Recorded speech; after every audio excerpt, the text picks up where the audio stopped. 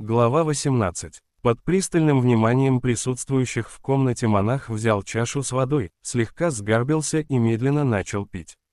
Тем не менее, судя по его виду, вода вовсе не явилась для монаха благодатным дождем после засухи, даже наоборот, пил он неуверенно, будто остерегаясь чего-то.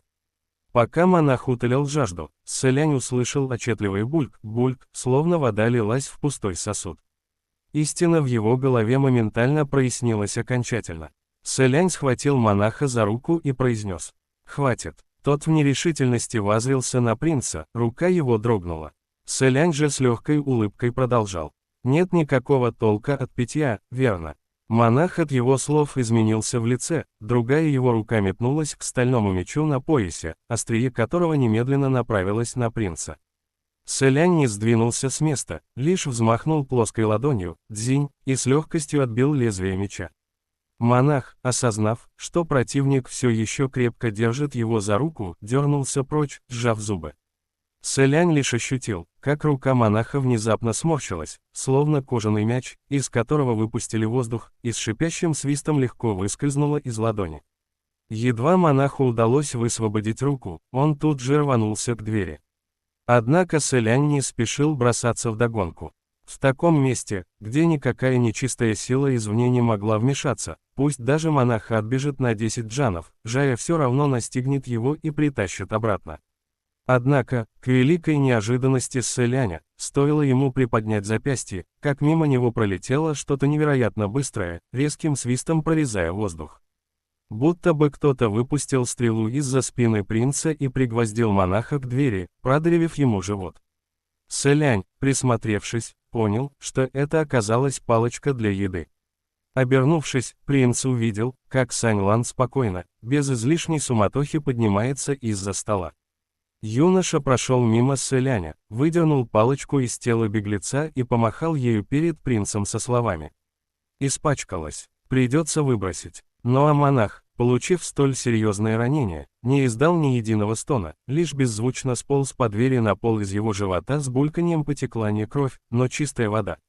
Ровно столько, сколько было в чаше, которую он только что выпил. Мужчины склонились к монаху, Селянь тронул его живот в месте раны и ощутил, что отверстие напоминает дыру в надутом мяче, при нажатии из него толчками выходит холодный воздух. С телом монаха тем временем произошли кое-какие изменения. Только что на вид он казался крепким мужчиной, теперь же словно уменьшился в размере, его лицо и все конечности заметно усохли и до сих пор продолжали сжиматься.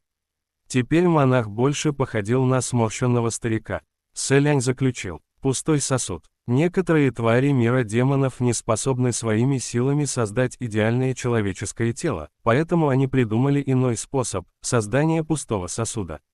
Из весьма реалистичных материалов демоны тщательно выкроивали фальшивое человеческое тело. Такой сосуд часто создавался по образу определенного живого человека, а иногда и вовсе делался прямо из человеческого тела. Естественно, в таком случае и линии на ладонях и пальцах, и кончики волос идеально соответствовали образцу, без малейшего изъяна. Кроме того, подобный сосуд, если внутри него не обитала сущность хозяина, не распространял вокруг себя демоническую ци, а значит, не боялся никаких талисманов, отпугивающих нечисть. Именно поэтому талисман на двери монастыря не смог задержать монаха от проникновения внутрь. Однако подобные сосуды всегда очень легко распознать, поскольку это всего лишь пустая марионетка. Если ее хозяин не надел это обличие на себя, сосуд мог действовать лишь согласно его приказу. Сам приказ не должен звучать слишком сложно, лучше всего, чтобы это было какое-то простое, повторяющееся и заранее спланированное действие. Поэтому выражение лица и реакция марионеток часто слегка заторможенная, не как у живого человека. К примеру, они непрестанно повторяют какую-то определенную фразу, совершают конкретное действие либо разговаривают сами с собой, отвечая совсем не то, о чем их спросили. Стоит им поговорить с кем-то подольше, и марионетка выдаст себя. Однако у Селяня имелся еще более практичный способ распознать пустой сосуд, нужно было всего лишь заставить его выпить воды или что-нибудь съесть. Ведь внутри сосуд пустой, внутренних органов у него нет. Проглатывая что-то, он может сравниться с пустой посудой, при наполнении которой отчетливо слышится соответствующий звук, совсем не тот, что издают живые люди во время еды или питья. Тело монаха окончательно сдулось, от него практически осталась лишь мягкая обвисшая шкура. Сань Лан еще пару раз потыкал его той бамбуковой палочкой для еды, отбросил ее в сторону и заключил. Весьма интересный сосуд. Сэлянь понимал, о чем говорит юноша. Понаблюдав за манерой поведения и выражением лица монаха, оба они убедились, что он не просто был как настоящий. На вид монах и являлся совершенно обыкновенным живым человеком, довольно ловко отвечающим на заданные вопросы. Определенно его хозяин обладал поразительной магической силой. Сэлянь, бросив взгляд на Сань Лана, произнес: «Видимо, Сань Лан довольно много знает даже о таком необычном искусстве перевоплощения». Сань Лан улыбнулся. «Не так уж много». Пустой сосуд специально явился к Сэлиню на порог, чтобы рассказать ему о происшествии в крепости Баньюэ. Неважно, правдивы эти сведения или же являются ложью, их целью было заставить его отправиться туда. Дабы получить разъяснение ситуации, придется связаться с сетью духовного общения небожителей. Сэлянь на пальцах высчитал, что оставшейся духовной силы ему еще хватит на пару-тройку использований, поэтому произнес пароль и присоединился к духовной сети. Внутри оказалось на удивление оживленно, что случалось крайне редко. Шумиха явно началась не из-за обсуждения каких-либо важных служебных дел. Кажется, что небожители играли в какую-то игру, вся сеть наполнялась их безудержным смехом. Сэлянь как раз пытался справиться с потрясением от услышанного, когда раздался голос Линвэнь. «Ваше Высочество, вы вернулись. Как прошли эти несколько дней, что вы находитесь внизу?» Сэлянь ответил: «Вполне сносно. А что здесь такое происходит? Чему все так радуются?» Линвэнь ответила: «Вернулся его превосходительство Повелитель Ветров, и как раз сейчас он раздает добродетели. Не хотите ли поучаствовать в раздаче, заполучить и себе парочку, Ваше Высочество?» И действительно, до Сэляня донеслись уже охрипшие от криков голоса нескольких небожителей внутри духовной сети. 100 добродетелей. Я получил целую сотню, почему же мне досталось всего 1000?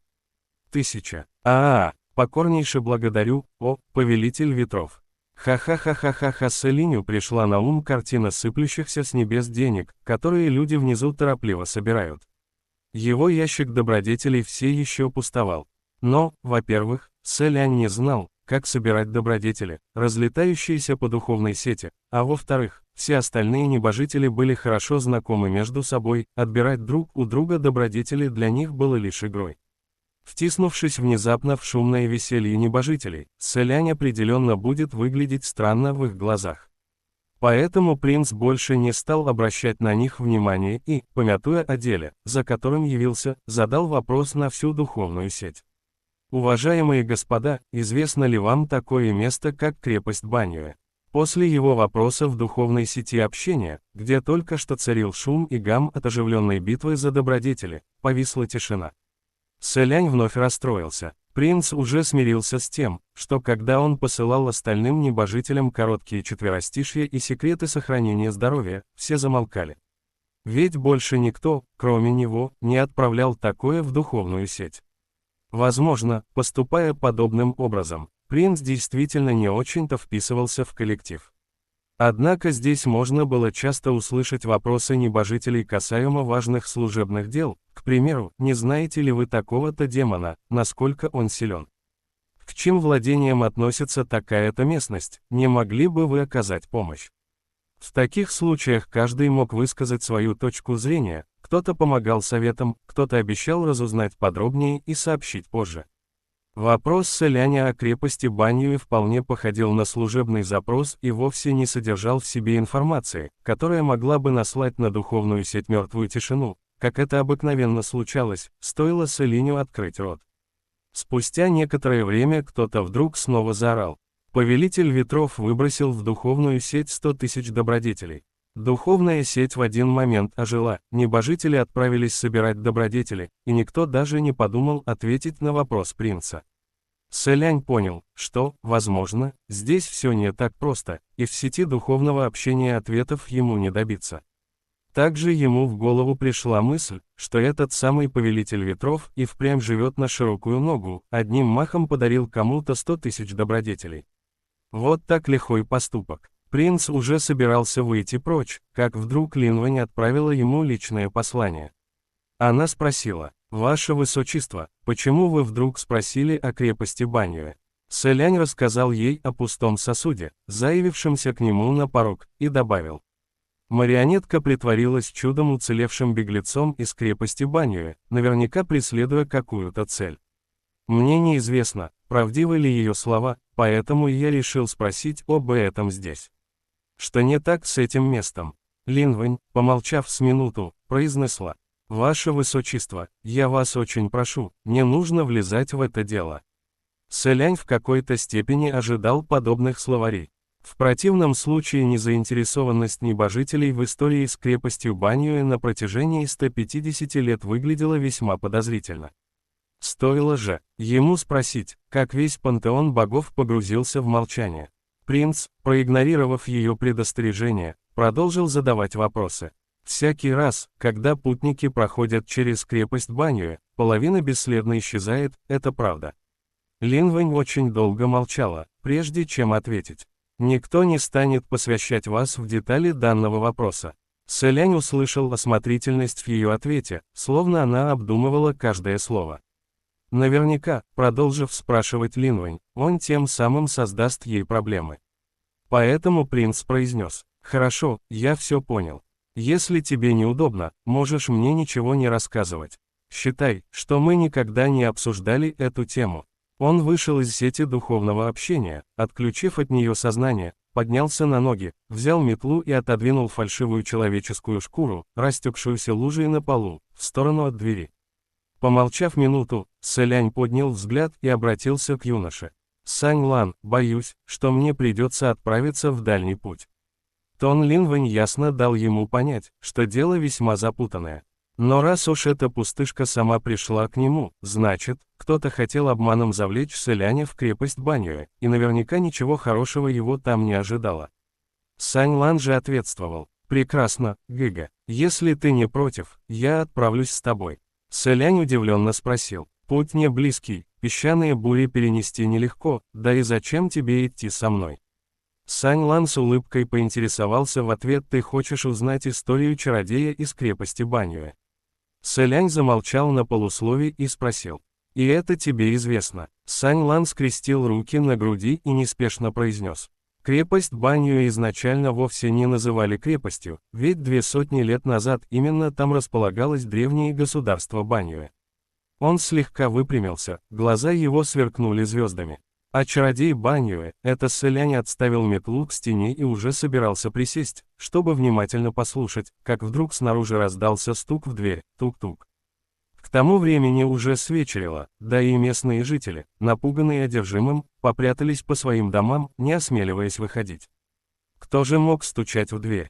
Сэлянь встал перед дверью и несколько секунд прислушивался, однако так и не ощутил никакой реакции от талисмана на входе. Вместо этого вновь послышался стук. И на этот раз Сэляню показалось, что стучали сразу двое. Движимый сомнениями, он открыл дверь и, как ожидал, увидел на пороге двоих юношей в черных одеждах. Один отличался красотой и открытым взглядом, другой – утонченным изяществом и спокойствием. То были Нань Фэн и Фуя. Сэлянь лишь проговорил: «Вы двое». Фуя первым делом закатил глаза. А Нань Фэн с порога перешел к делу. «Ты собрался отправиться в крепость Баньюэ?» Сэлянь спросил: «Откуда вы узнали?» Нань Фэн ответил: «Подслушали разговор проходящих мимо небожителей о том, как ты сегодня спрашивал о крепости Баньюэ в духовной сети». Сэлянь все понял. Спрятав руки в рукава, он произнес: «Ясно, я вызвался добровольно, так». Лица духов войны исказились, словно от зубовной боли, но все же оба ответили. Верно, Сэлянь не смог сдержать улыбку. «Понятно, понятно, только давайте договоримся сразу. Если в пути повстречаете что-то, с чем не сможете справиться, своевременное бегство поощряется». Меж тем Сэлянь повернулся боком, приглашая их пройти внутрь и обговорить детали. Он и представить не мог, что когда эти двое увидят юношу. В небрежной позе сидящего на стуле за его спиной, без того мрачные лица духов войны сделаются и вовсе цвета темно-зеленой бронзы. Нань Фэн молнией бросился вперед и закрыл собой Сэляня, воскликнув: «Назад!»